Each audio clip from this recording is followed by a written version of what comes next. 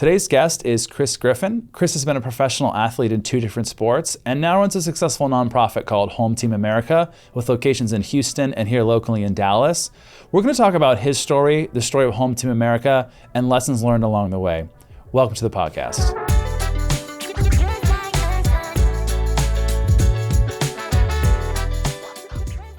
I wanted to talk about you on the show today. Yep. And so for our audience, maybe you could tell us a little bit about yourself. Yeah. So my name's Chris Griffin. I founded a group called Home Team America back in 2008. Okay. Here in the Dallas-Fort Worth area. Really humble beginnings. As old Texas says, fret not humble beginnings. Start off with 11 people. True story. Bucket of chicken, KFC. Yeah. It gets people to come in. It was original. Yeah. It wasn't the grilled. Original was a bucket of chicken. Yeah. And we met outside of the Galleria area.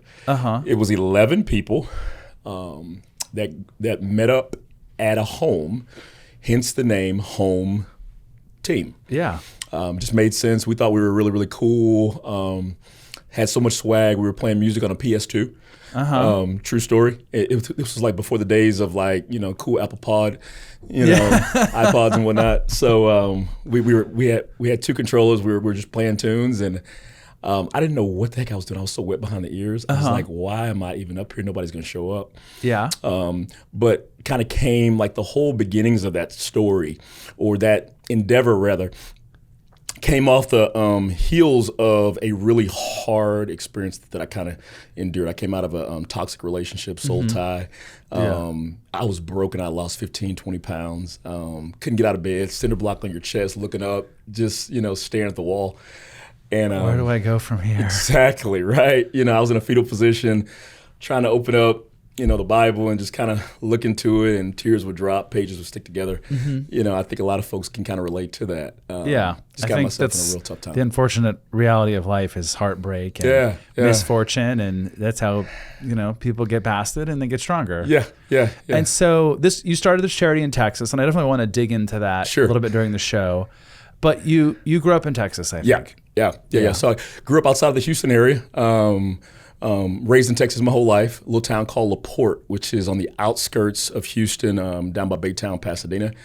And very, very blue-collar area, right? Everybody's a plant worker out there. My dad worked in the petrochemical business. My mom worked in healthcare. Right now, my mom works for the United States government for our Veterans Administration. She kind of controls and has her hand on all the medication that all of our soldiers get. Wow.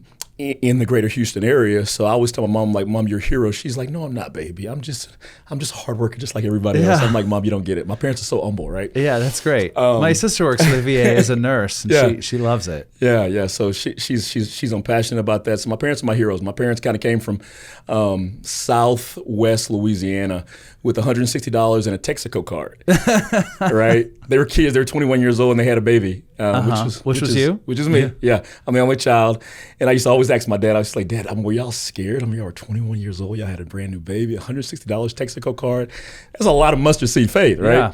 I'm like, were you scared? And just to kind of tell you kind of where I come from, my roots, this answer kind of answers it all. My dad said, son, failure wasn't an option. Got to figure it out. Failure was not an option. So that's kind of the tenacity and kind of the rearing and the grooming that I came from. Yeah, and I think at the first part of your career was athletics, which requires a lot of tenacity and grit to succeed. When did that start? It sounds like the values started at home, but when did you get into sports? Hugely. So as far as I can remember, ever since I was 2-3 years of age, my parents had me in something, right? My parents really believed in discipline and work ethic, kind of blue-collar mentality. It's kind of where they came from. So they had me in sports. I started off in soccer and gymnastics, just like a lot of kids do, kind of ventured off from t-ball and baseball. Yeah. I never remember 1 year or 1 month that I was not in some type of sport or activity. This is all I've ever known my whole life, right? And I think it wasn't just athletics. I think you hit on it and it's worth repeating. I concur with that. The disciplines, the focus, the life lessons that get deposited through those experiences, I really kind of not just make and shape you, but kind of like set the tone throughout your whole life. Yeah, well, well, when you think about that, what are some of the biggest lessons you took away from that? One of the things my dad used to always say, and I literally remember this vividly from the time I was a kid, he used to always say, Chris, we're not going to make you do anything. But if you decide you want to do something, you will finish, you will never quit this. Mm-hmm. So I think just having the mentality of sticking to something, commitment, I think kind of segues into other aspects of life. Speaking of faithfulness, right? Yeah. Being faithful to something. If you start it, finish it, right? Yeah. We don't check out. Quitting isn't an option. Mm-hmm. If you start something, we're gonna see it to culmination. Yeah. One of my last guests called it stick-to-itiveness. Yeah. And I said, I like that. Yeah, like absolutely. Will you stick to it? And demonstrating that, it's one thing for a short season, but then a period of time, whether you can do it or not. So you played sports your whole life. Yep. At some point, I think you did football. Yeah. So I begged my dad. I was like, Dad, I really want to play football. I really want to play football. In Texas, it seems like everybody wants to play football. It's a religion, right? So I was about a fourth grader, and my dad said, no, you're still too young. Mm-hmm. Let's just kind of stick to basketball and baseball right now. So I begged him. He allowed me to play football when I was going from fourth to fifth grade. And that's so young to me, because I didn't grow up in Texas. It's normal here. Yeah. Fell in love with it, gave my all, and it just made sense, Mm-hmm. Football pretty much chose me, I've always said, and love the team camaraderie, love the discipline. I love, I even love the off season. I love the training part. Mm-hmm. I love playing with my friends at the same time, getting a chance to compete on the weekend too as well. So that kind of,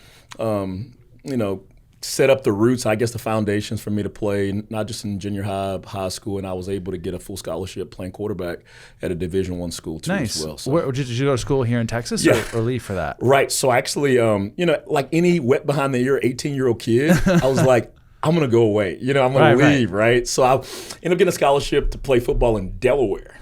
Right? Oh, wow. Okay. It's 26 Way hours away different from than home. Texas. My parents are just like, what are you doing? I thought I knew it all at the ripe old age of 18. So I go my first year to Delaware, right? Uh-huh. I'm a Texas boy. I've never seen snow in my life. Yeah. I get on the East Coast. Everything's great. August, September. Yeah, it's beautiful. Autumn, leaf change. Perfect weather. Something happens late October to that November. I had never seen snow before. I'm like, what is this white stuff? Yeah, especially in the Houston. Sky? We get it sometimes in Dallas, but I can't imagine Houston ever gets snow. 1 inch, 2 inch, 3 inch. I'm like, this isn't normal. I'm a Texas boy. I'm used to tank tops, flip flops, and shorts. Yeah. Well, what is this falling from the sky right now? We have jackets here. We don't have coats, right? I'm like, what the heck is a coat? What is Gore-Tex? Yeah. So, whole different outfits. So I lasted a whole 9 months there. Yeah, absolutely. Okay. 9 months. I come home for the summertime. So you did I'm like, 1 year. My parents got a chance to come to one game, and that was in Tallahassee. So I was like, this is brutal for my family. So I ended up transferring after my freshman year. Went down to San Marcos, or as the locals call it, San Marvelous. San Marvelous. Right. Okay. In between Austin and San Antonio, Texas State University. Finished up my career, as well as earned 2 degrees there in microbiology and biochemistry. So. Okay. And so I recall, I think you had a stint in the Arena Football League. Arena League, yeah. So that was from college straight there? Yeah, straight ahead. I just had an itch I had to keep scratching. Unfortunately, I wasn't 6'5". I was all of about 5'11" and a half and about 6 foot. So, it was a short stint, but I gave it my all. Happy I don't have any regrets with that. But I was able to retire, after going through some combines and having a short stint playing in the Arena League. But it was fun. Yeah, I bet it was fun. And so that's a full-time thing too. Yeah, right? Okay. yeah. Full-time. So I graduated and I was like, I'm going to give my all with that. Gave it an ETA, gave it a good run, but was able to escape with no major injuries or anything like that. Well, that's the thing about football. Still got my limbs, my knees, everything. There's a long line of people willing to play football at a high level. So there's always a replacement. Sure, absolutely. And it's brutal on people's bodies. Short-term tenure. If you play 4, 5, 6 years after college, that's a good career. Yeah, exactly. Career. So I was in the military, and people would call that like a young man's thing. But as you get up in rank, it may become, you may be in positions where it's still physical, but there's less physicality. Like with football, it's not that way. Like it's always like in it. That's it, man. All the time. So. And then you made the transition to bodybuilding. Yeah. So I want to hear about that, because that's not to me like a natural jumping off point? You know, I always loved to work out. I love the gym, right? Okay. Play it forward. You know, I finished up with football, and I get in this relationship, toxic relationship. I'm just blistered. I'm broken. And I went to a Christian counselor. It was actually his idea. It was crazy how this thing kind of like came about. You know, so I was dealing with a lot of brokenness, just to be transparent, a whole lot of depression.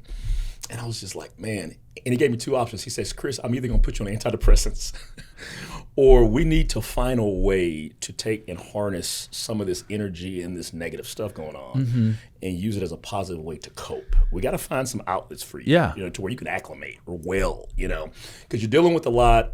And so we start thinking about certain things, you know, rock climbing, doing marathons. I'm like, I'm not running 30 miles, man. No, it's not happening, right? Yeah. And he said, doesn't sound exciting. Right. He's like, you work out a lot. I was like, yeah, I love going to the gym. I go consistently.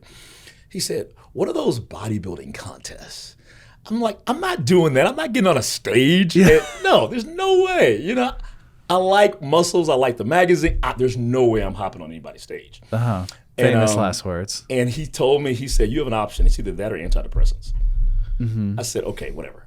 Yeah. You know, he said, listen, just do one show. We're good, right? So I hired a coach, went through what we call prep, right? Eating certain ways, supplementing, working out twice a day, the fasted cardio, all the kind of stuff. And I started watching my body change. And I'm like, this is nice. This is I kind of like this. This is pretty cool, right? And it's funny, you know, don't judge a book by its cover. Don't knock something until you try it, right? Yeah. So to speak. So I go through the process and I start to see my body make changes that I've never seen before. And I'm enjoying it. I'm like really, really, really, really digging it. I'm liking it. And do that. I'm like, I'm not going to do a show in Texas because there are people here that know me, right? so okay. So I'm like researching where are some shows that I can go that nobody driving knows me, distance, right? short flight. So I pick Miami, South Beach, Florida, right? Wow, okay. I don't know anybody in South Beach. So I go out there, do my first show, do well. And love to see the changes that my body's going through. So I'm like, so I go back, you know, I'm still dealing with this Christian counselor. He's helping me through, you know, kind of, you know, go through the process and, you know, kind of walk me through it and everything as it pertains to healing and wholeness. And I was like, this was a really good idea, you know? I think I'm going to stick with this. Play it forward. I keep doing it for some years, end up qualifying for nationals, you know, a couple years later, end up qualifying for the North Americans, which is in Pittsburgh. Okay. Got my pro card, won the overall, ended up becoming an IFBB pro. Wow. That transitioned to pro career a couple years later, qualified for the Olympia. So when you have a pro career, what does that look like on a day-to-day basis? You know, I think there's so many benefits. You know, the relationships that I've been able to obtain, the people I've met, sponsors, you know, the opportunities that it opens up. I was able to be a part of Beachbody, one of their premier workout videos, Beachbody, and that was kind of through some people that I connected with and networked with through getting my pro card. That went all over the world as it pertains to one of their franchises. You know, I think the overall aspect too of just, you know, aging gracefully. Yeah. You know, health, vitality. And for me, it was so humbling because I was a skinny kid growing up. So I think for me, it's been really cool as it pertains to having a platform to really encourage kids that are kind of ectomorph hard gainers, the skinny kids, to say, you know, if you educate yourself, knowledge isn't power, but applied knowledge is. If you're able to kind of take some of these tools, learn how to eat well, learn how to supplement, if I can do it, you can do it too. Yeah. Well, a lot of our audience is entrepreneurs. I'm an entrepreneur. Sure. And you get busy. Yeah. So, and summer's around the corner. So what kind of advice would you give to a busy person, busy entrepreneur like me, on how to have maybe not a bodybuilder body, but how to be healthy and feel good about their body? Find something you like. Okay. Be practical with it. If it's drudgery, you were not going to do it. You just won't stick with it, right? Get in where you fit in. If you like people, you're a people person, try the group workouts. They work well. Orange Theory, that's great. Camaraderie works for some people. Some people love their solitude. You know, they're in the hustle bustle, they're slaying dragons, they're going through traffic. The last thing they want to see is people. More people, you know? For some people, they need to find a gym that doesn't have a lot of traffic, you know, where they can have that moment of solitude. And that's cathartic for them. I would say find something you like too, as it pertains to nutrition and eating, there are certain foods, healthy can still taste good. It doesn't have to taste awful. Yeah. Learn how to season your food. Things like cayenne and chili powder and garlic. A lot of these spices, red pepper, yellow pepper, green peppers, good for your metabolism too. A lot of people don't realize that. That's a good point. Learn how to eat clean, but at the same time, make it taste good too as well, as it pertains to compliance. Because at the end of the day, if you're eating 3, 4, 5 meals a day on a consistent basis, it better taste good, because if it doesn't, you're not going to eat it. Right. Yeah, so is that what life looked like when you were a pro bodybuilder? Is that you would kind of wake up, work out, eat, clean? You have to have some type of membership at Costco or Sam's. It's just so much food. Kroger's is not going to do it. I'm not putting Kroger's on blast, right? But they're just not as cheap as Costco. Yeah, don't at me if you love Kroger's. Yeah. But at the same time, it's a lot of food, whole lot of prepping. Thankfully, there's some really good prep companies out there. I'm sponsored by Icon Meals. Okay. They do a great job too as well. You can use my discount code CG. There's so many other programs that'll actually prep your food for you. But I would just say, and for some people, they don't need that. Some people love to cook. Some people are, chefs. If you have the anointing of Rachel Ray and Martha Stewart, run with it. Yeah. But at the end of the day, I just think a lot of busy people don't have that, or it's a weekend thing. It's tough. And I think you kind of hit on something. And I would encourage people that want to cook but are busy to just find one day during the weekend. When you're off, or whatever that day is as it pertains to that you're off. Turn on Disney Plus, turn on something on television, Pyrex, cook in bulk. Find your sweet spot. For some people, it's plastics. Some people, it's Tupperware. For some people, it's Ziploc, whatever the case may be. Monday, 1, 2, 3, 4. Tuesday, 1, 2, 3, 4, 5. Wednesday, store it and freeze it. Because here's the deal. If you don't prepare, Burger King, the Golden Arches, or the Lord's Chicken, Chick-fil-A is going to find you. The Lord's Chicken. That's true. How many times have I been out showing houses until 7 p.m. and it's like, yep, I'm just going to Chick-fil-A. Yeah, that's it, right? So, preparing is the name of the game. Be ready in season and out. Yeah. That's the life lesson. Be prepared. Or, no question. Proper planning. Speaking of lessons, so what were some of the biggest lessons from that athletic, while I think you're still an athlete, sure, but during that season of your life where that was the main focus, what were some of the lessons that you now consistently use today? Things that have really traveled well into ministry as it pertains to athletics is learning how to interact with people from a wide variety of backgrounds. Mm-hmm. I played quarterback, I had offensive linemen that if they were having a bad, game, I could just go up to them and say, hey, just kind of very, very gently, did you break up with your girlfriend? Bro, we need you. Is everything okay? Is there anything you want to talk about, right? And that worked for them. And then you had guys that, they responded well with tenacity, aggression, slap them on the rear. Listen, we need you to get in order, man. Sense of urgency. Let's get this done, right? Different strokes for different folks. Everybody responds differently as it pertains to how you approach them. So I think the psychology of knowing how to interact with people from a wide variety of backgrounds. I think that travels well in ministry because you have some people that are type A, some people that have more of a beta personality, some people you can't scream at, you can't have that type of passion. Some people you got to tone it down, dial it down, and be more of a listener, an active listener. Mm-hmm. Or some people just respond well to, just a lot of encouragement. A lot of affirmation. And some people just want you to just give it to them straight. Tough love works with some people. Different strokes for different folks. Yeah, absolutely.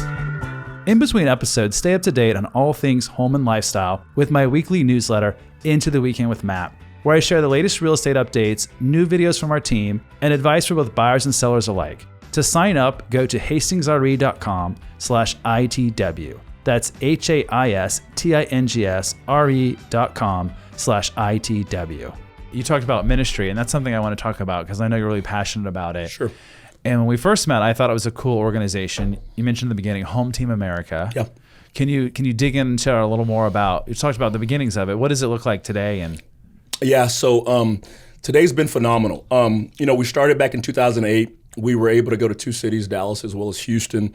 We're currently looking for new leadership in Houston too as well. But to be able to hit to the largest city in the United States has just been in a lot of ways, Matt, really, really surreal.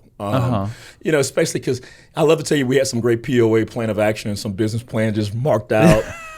No, this was just, raw, real, uncut, where there was zeal, there was passion to just want to make a difference. It was just really, really, really, really, authenticity. Hey, God's done something on the inside of me. Let me just share it with the world. I didn't foresee this happening, but today, to be able to say that, from a parachurch ministry standpoint, we've done more volunteering work and more benevolent work than any other singles ministry in the country over the last 15 years. It's just very humbling. I think it's really kind of, when we look at it, we just see God's grace and his unmerited favor to say, why would you choose us, as it pertains to allowing single people to interact with human trafficking victims and, to go into the public high school systems and drug abuse centers and be able to pour out or partner with Operation Care. I'm actually on their leadership team where we've, over the last 13, 14 years, been able to put shoes on the feet of 60,000 homeless kids. Wow. That's amazing. just, via the hands of our volunteers and just be able to connect with so many great organizations. Jonathan's Place, which is an orphanage over in Garland, Texas, to do ice cream socials there, the Ronald McDonald House, doing social events there for kids that have leukemia in their families. It's just been a really humble undertaking. The prison sentence, the prison institution where we've gone into prisons and actually talked to some of the inmates and just encouraged them and shared the gospel. It's just been a phenomenal 15 years, fast, and sometimes the blur is just like, God, this is only you, it's not us. Right. Yeah, great. Yeah, the grace. Yeah. And one day at a time, and it just keeps working out. Yeah. So the ministry is for singles. Yeah. And you guys will go and volunteer. Sure. Sounds like at different places. Yep. Who sets all that up? So many people ask, how could I get involved? Obviously, you can get involved with us, but I think one of the things we do is we just reach out and we interact and we welcome and we introduce ourselves and we ask, how can we serve? At the end of the day, sometimes it's grassroots. It's just asking. There's so many organizations that want people to volunteer, but people just don't step up and actually do something and say something. I think Campus Crusade has a unique stat. It says that less than 2% of confessing believers not only share their faith, but actually give back to benevolent causes on a consistent basis. So I think we talk about love, but unfortunately sometimes we just don't look the part. Yeah. Everybody kind of stays on their keyboard and punches, but nobody's willing to put gas in their car, lace them up, and actually show up. Right. Yeah, and that's a choice. Sure. It's a choice that is not always easy. Yeah, absolutely. Yeah. So you talk about how somebody can get involved. They can find you online, I think. Absolutely. So they can go to hometeamamerica.org. That's hometeamamerica.org. Connect with us on all our social media handles at Home Team America, or they can connect with me at Chris Griffin, IFBB Pro.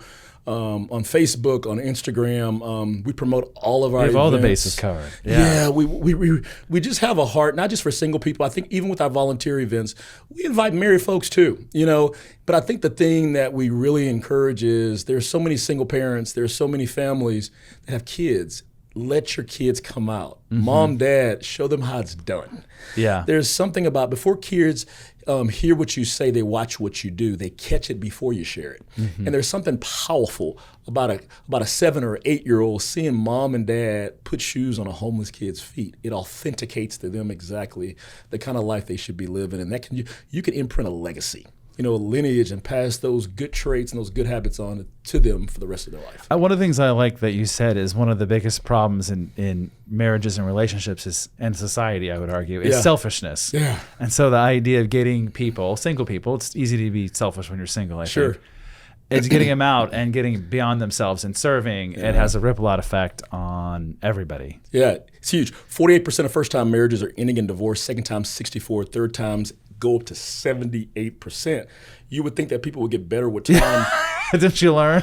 But what those numbers indicate is that experience doesn't necessarily equate to competence. And oftentimes the older person gets, the less tolerance for pain that they can acquire. When we look at those stats, everybody says, well, it's money, it's irreconcilable differences. No, it's not. It's selfishness. Our nature is depravity. It's me. Here's my list. Take care of my list for me, right?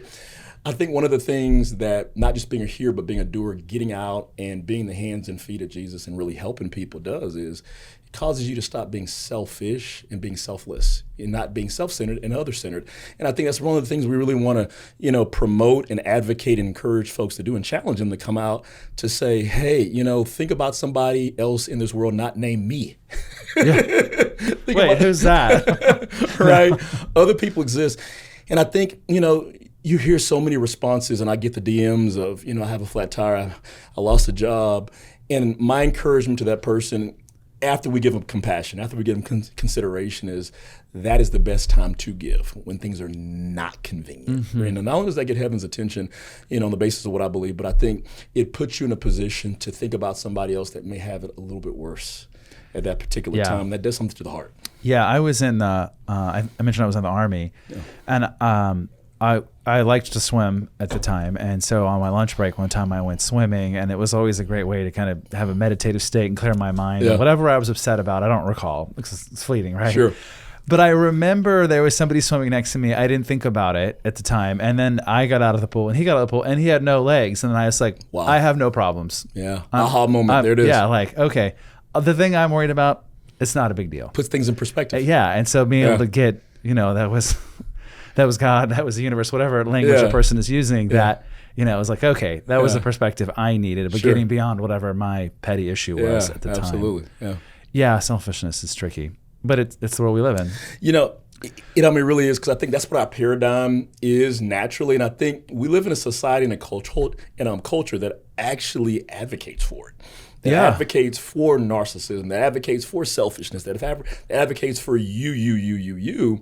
But I think it's counterintuitive, and I really think it's the heart of God to think other-centered, to love your neighbor as yourself. Right. To consider somebody else. And not only does that, change your heart, but it gets you from a mind renewal standpoint to start thinking the right way on a consistent basis. And I think if we're able to kind of submit to that and lean into that selflessness, I think a lot of things can happen on the inside of our heart, our life, and can really perpetuate life change, for a 10-year time and hopefully for the rest of our lives. Yeah. That's great what you're doing. Yeah. When you think back on some of the projects, what's been the craziest one? Wow. People always say, what's your favorite one? It's always going to be the last, right? But, because there's just so many great causes. I mean, I love going to the Ronald McDonald House. I love what they're doing for parents, for kids that have leukemia and cancer. I think that's a noble cause. Operation Care has been phenomenal. Susie Jennings and her team, just being able to partner with them for the last decade and a half almost, and seeing all the kids. Right now I'm kind of overseeing the whole shoe aspect for them kids, and seeing 4,000 to 5,000 kids come in for Christmas and get brand new shoes. Wow. 3-year-olds, 4-year-olds. It really does something to your heart. The drug substance centers that we've been able to go to in Clear Fork Academy over in Fort Worth was phenomenal. To see the kids that maybe be struggling in high school with things like methamphetamines and marijuana, and just to kind of see kind of see the transformation through being able to just encourage them and show them the right path, I think has always been rewarding. I think the craziest thing was actually I had a chance to go into the prison institution last year, and had a chance to speak to inmates.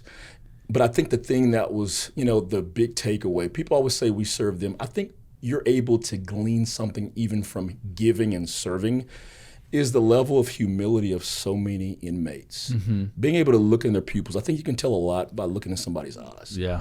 They're so receptive, and there's so many guys in there that really want life change, And I think the thing that was really surreal about that moment is life can change so fast.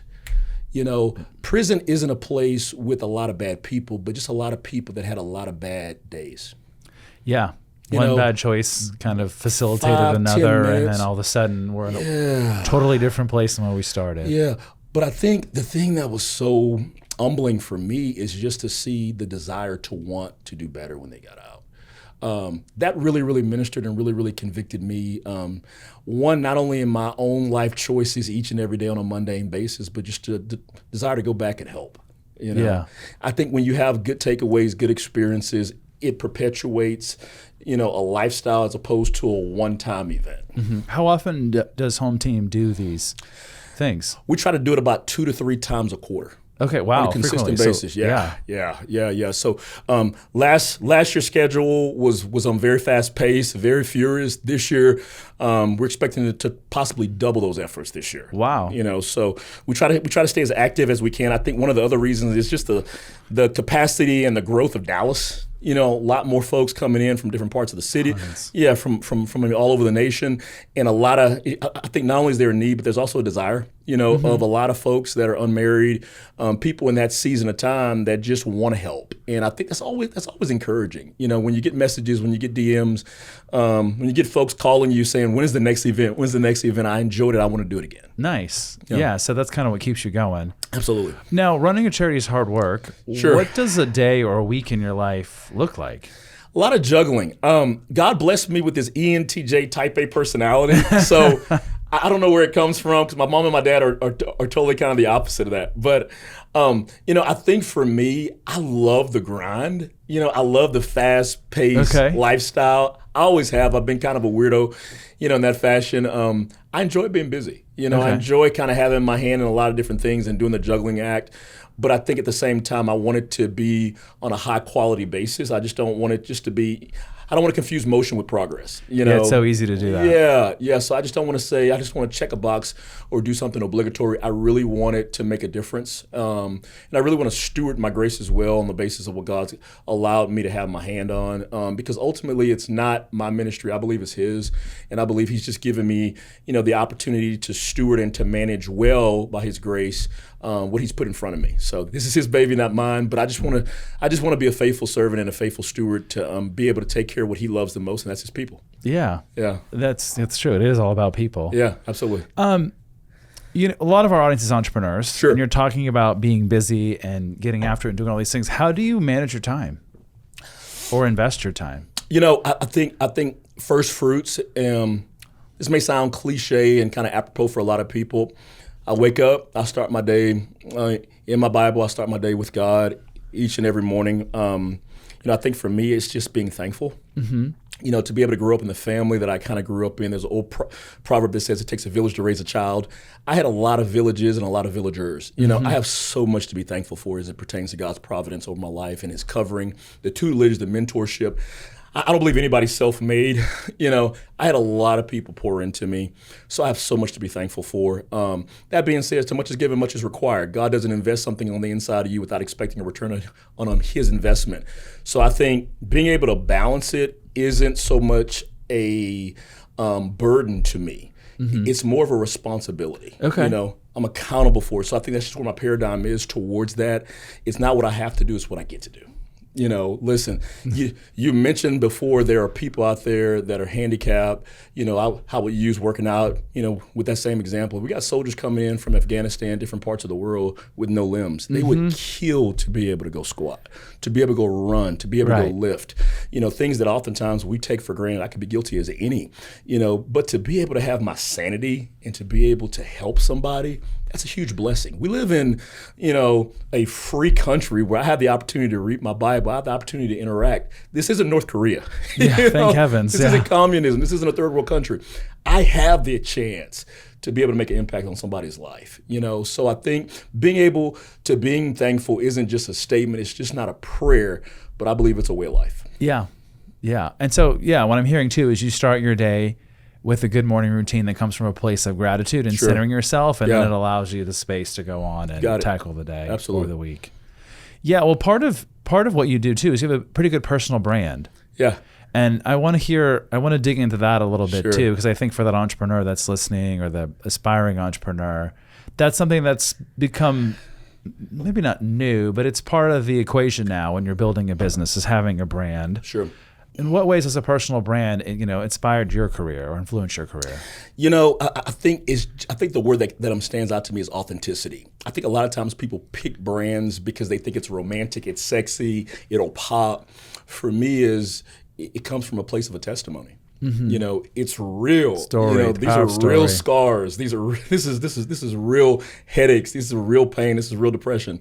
Where your misery is where your ministry is. And oftentimes the places you've bled can clot into your calling. Mm-hmm. I believe God does something in you to do something through you. right? And I think that story, when it comes off your lips, is authentic and people feel it. When you're able to open your heart and allow people into your life, the brand takes care of itself. Yeah, you are the brand, and when it's true and real, people can resonate. People are always looking for something real. You know, and not fluffy and not phony and not a facade. And I think when you can really, really articulate your story, but I think there's a cost to articulating your story, and oftentimes that's transparency, that's visibility. You know, I heard Joyce Meyer say a long time ago, she said, don't tell me where you're at if you're not willing to tell me where you came from. Mm-hmm. You know, I think the totality of that story, unedited, uncompromised, to say, hey, there were bad days. Yeah. I was in a fetal position crying and pages were sticking together. You know, but Jesus, and this is kind of where I'm at right now, being able to really, really see the fruit and manifestation, not only in my own life as it pertains to how it's benefited me, but I believe it's served well as an edification for other people too. Mm-hmm. Yeah, so your brand is you and telling your story. And just from talking about Home Team America, you're doing a lot on social media. Yeah. Do you manage that yourself, or do you have help with that? Or you know, I have help, but one of the things that I think has been so critical and such a blessing, how we started, I did everything hands-on. Yeah. Right? And I think people say, God, that had to be so rough, that had to be so hard. I consider it invaluable. You know, there's something about rolling up your sleeve and taking a blue-collar approach when you're starting off. It teaches you something not only about grit, determination, but I think it also keeps you humble. Fret not humble beginnings. It allows you to cut your teeth on the process and the real vision.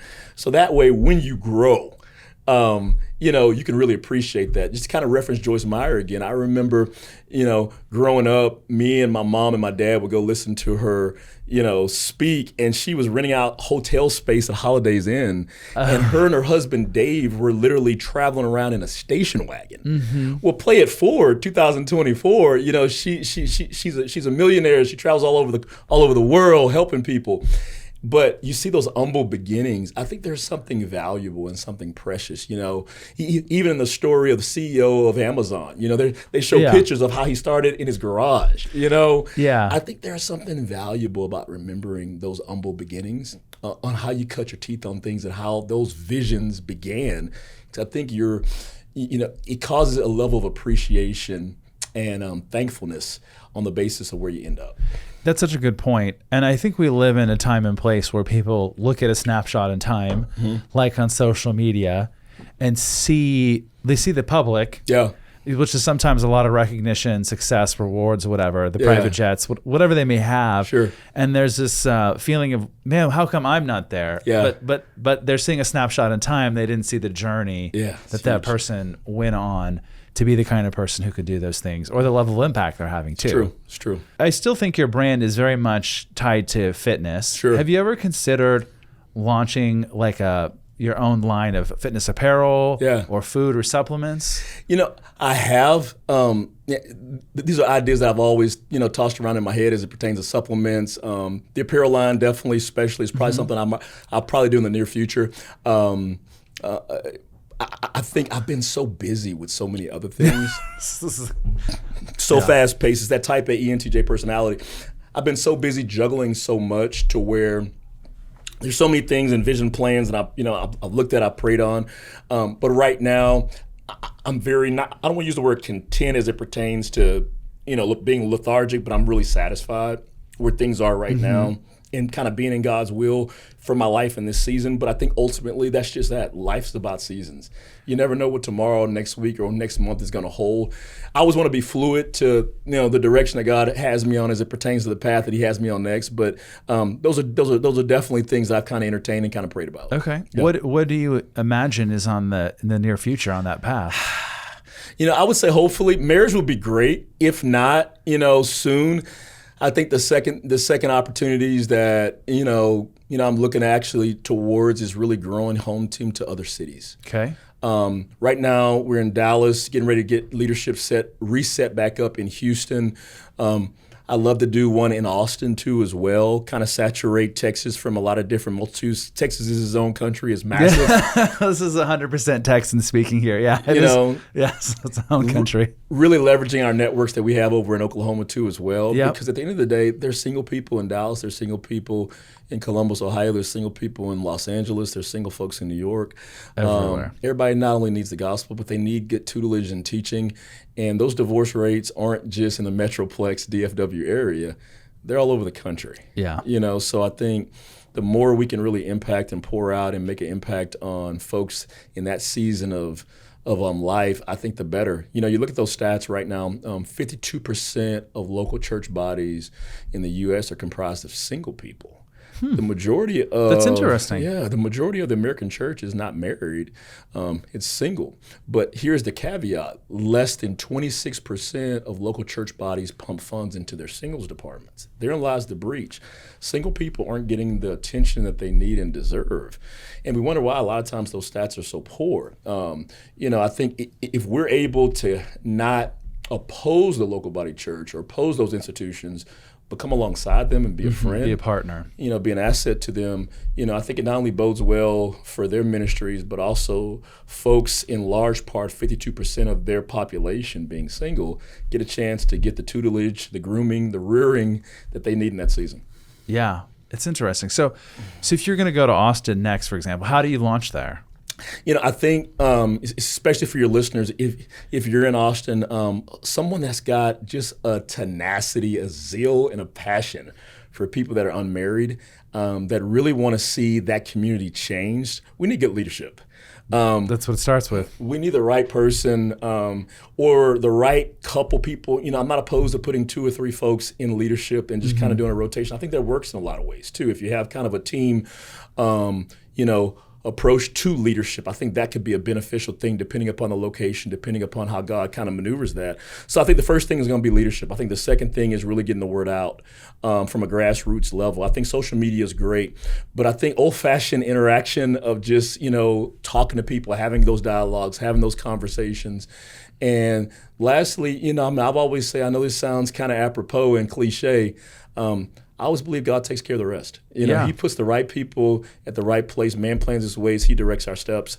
I believe that if it's his will and it's his desire, then it's going to happen. And there's nothing we can do to stop it or start it. It's just going to culminate. The momentum will just bring it to fruition. It's going to work out.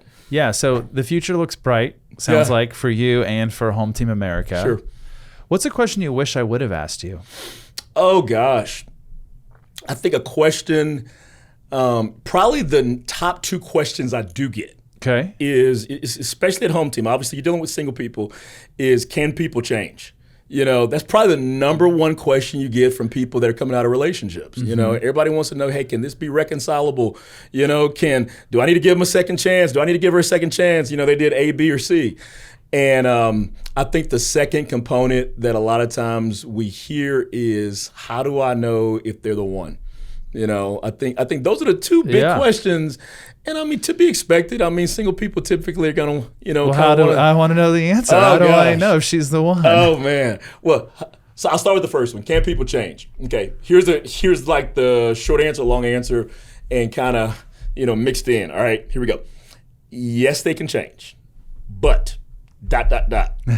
change is hard. Right? Yeah. You've been living with yourself your whole life, right? Can you teach an old dog new tricks? You can, but that is comprehensive, and that's not going to happen in 24 hours. And it's an intentional choice. But I've always believed people can change. You're right. But it's up to them. You got to be sick and tired of being sick and tired. You're right. And you can't wish change on somebody else. They have to really sincerely desire it. I think at that point, it's got to be comprehensive. Who's speaking into their life? Do they have good mentors? You got to see their friends. If I see your friends, I see you. You mirror your relationships. Like begets like. Growing up, football players hung out with who? Football players. Right. Cheerleaders hung out with who? Football players. People smoking weed hung out with who? It's kind of the way it is, right? You mirror your relationships. Yeah. I think the other aspects is that they really have to show a sense of transparency. And be sincerely remorseful and contrite. Outside of but. Nobody wants to hear your buts. Nobody wants to hear your excuses. Excuses are nothing more than a reason for a failure. Excuses make sense to nobody except the person that's actually what? Saying it, right? Yeah. Being able to completely humble, I was wrong, the end, full accountability, total transparency, no buts. The next thing is that are they willing for a tenure of time work on correcting through a process, whether it be, spiritual leadership, going to church, taking an AA class, whatever the case may be, whatever that looks like, whatever that problem is, they're willing to log some hours and some time to correct it. Because change, so I've always listened to a lot of Tony Robbins. Yeah, he's good. And, he says change happens in an instant when you make the decision, yeah. But then you got to walk it through as a process to actually make it real every day. Yeah, it's true. And I would say the last part of that is being able to earn trust back. Trust is really, really unique because trust is earned in drops, but it can be completely lost in buckets. Yeah. At the end of the day, love is like a dog. You say something mean to your dog and say, I'm sorry, seconds later, the dog's just wagging his tail. Yeah. You know, trust is like a cat. You say something mean to a cat, it's going to remember it for the rest of its life. Cats are finicky like that, and they're going to remind you of it. So I would just say, relationships are really unique, and what took 10, 15, 20 years to build can be destroyed in 5 minutes. Yeah. And that's just the nature of it. So I would just really encourage people to be accountable as it pertains to their choices, their fruit, and their decisions. Yeah. So yes, people can change. Yeah, people can change. Now this is the $1 million question. Ooh. How do I know if she's the one? Ooh. Comprehensive. So I would say first thing is this, right? You have to love them. All good things come from up above. You don't create love. You're in Target, Walmart one day, aisle 7, you meet them. That's just love. It's going to happen. I don't have a formula for that. You either got it or you don't. Right? I can't tell you what chemistry looks like, okay? It's different for everybody too, right? Right. You either love them or you don't. If you don't have it, don't try to make it. You can't make it, right? Don't force it. Right? So I think the first thing is, exactly, don't force it. You either have it or you don't. The second thing is, are you willing to steward it? Successful relationships are blue collar. Roll up your sleeves and work. Marriage is a job. If you're not willing to do the work, don't apply for it because they're going to expect for you to work. And, successful couples, you look at XO marriage, everything is about we work. All my mentors that have been married for 20, 30, 40 years, I always ask the questions, and it's always so predictable, the answer. How have y'all been married for 20, 30 years? My parents have been married for 45 years, Mine too. High school sweethearts, right? I say, what do y'all do? 2 things they say. We love each other, but we keep God first, and we work at it.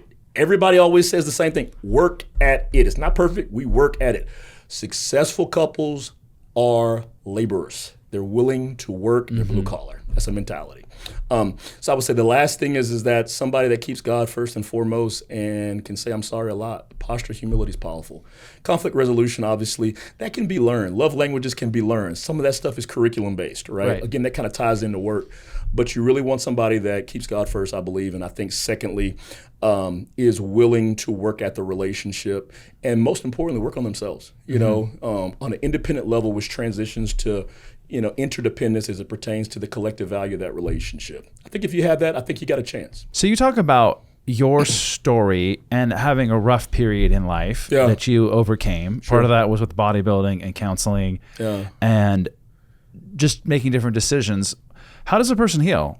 I mean, that's what worked for you, but more generally, how does a person heal? Don't let the boots and the cape fool you. Big boys cry too. And I think, for me, it was just the acknowledgement of the honesty, looking in the mirror, knowing something wasn't right. I think the second component is knowing that God had a greater plan for my life. There's a beautiful verse in Genesis 50:20. It says, you meant it for my evil, but God turned it into my good. And I think that really registered kind of, the story and kind of what I went through. There was a huge attack setback, but I believe God can turn it into a setup. So I think, per your question, coping through it, I think begins with an honest look to say, hey, I'm hurt. And I think for a lot of people, that's a hard step to just acknowledge it. Before you can even forgive them, you have to acknowledge the offense. I'm hurting. This is where my life currently is. And I think the second thing is that navigating, and I think one of the most powerful things someone can say is that I need help.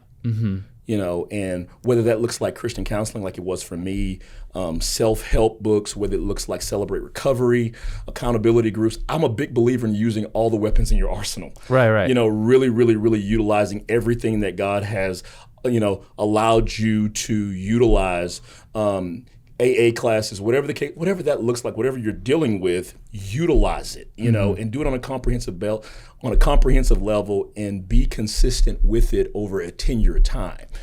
So I think the other thing is being patient with yourself. Sometimes it's forgiving yourself. That's the hardest person to forgive, I think. Being able to say, hey, maybe I made a gullible decision, a naive choice. Maybe, I thought this was the right path and it wasn't. I think one of the hardest things is self-destructive habits, where where it's just self-induced calamity. And it's like, it's one thing for somebody else to hurt you, it's another thing for you to hurt you. Yeah.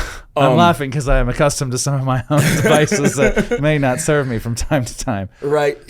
And I think the other thing is that, being willing to walk it out on a day-to-day basis. This isn't a diet, it's a lifestyle. Really embracing the process. To say, hey, I'm going the right direction, even if you're coping slow, as long as you're not being stagnant, as long as you're just not sitting there, move, working out. Sometimes there are spiritual laws, there are natural laws. Get a health club membership. Go to the gym. Have people in your life that are going to love you, encourage you. I think the right friendships are great. Love you, encourage you, but also challenge you. You don't want people to be parrots of your own thoughts, or an echo telling you what you want to hear. That's not a friend. If you want to soar with the eagles, you don't want chickens around you. You want a circle, small circle, but you want a strong, small circle. You want people that are going to willing not put you on blast on social media, but behind closed doors, get you alone and point at you, and challenge you. And sometimes y'all are going to fuss and y'all going to fight. That's a true friend. There's a proverb that says a friend loves at all times and a brother is born in adversity. Right? You got to have people that are not going to tell you everything you want to hear. You're wonderful, you're beautiful, you're perfect. No, you're not. You got issues just like me. All right? But somebody that's willing to... You're bursting my bubble, Chris. What? Thought it was perfect. No, I definitely didn't think that coming into this. You and me both. Yeah. Somebody that's willing just to lay it out to you honestly.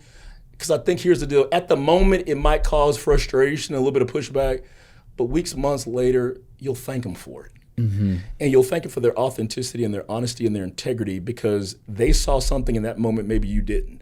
You saw the here and now. They saw where God was taking you and where you could be as it pertains to wholeness and healedness. And people like that are invaluable for your future and your destiny. Yeah. Well, thank you for sharing that. That's good. Yeah.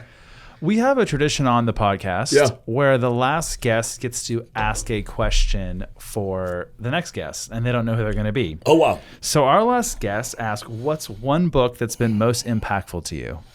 Good question. I would say Safe People. It's a book on relationships, old school book, but valuable. Lets you know who's safe and who's not. Is this the one by Henry Cloud or that's Townsend? It. Yeah, you got it. You got it. Yeah. Blue covering, phenomenal book. I think it's ideal for single people, but I think it also can transition. I think it can be beneficial for any relationship, even friendships too as well. Definitely a worthy read. I think it's not a huge book either from a size standpoint. I think you can knock it out in a weekend if you're really, really tenacious about it and really focused and you see value in it. But phenomenal read. Cool. Yeah, thank you for sharing that. Well, I know you're a busy guy. We've covered a lot of topics.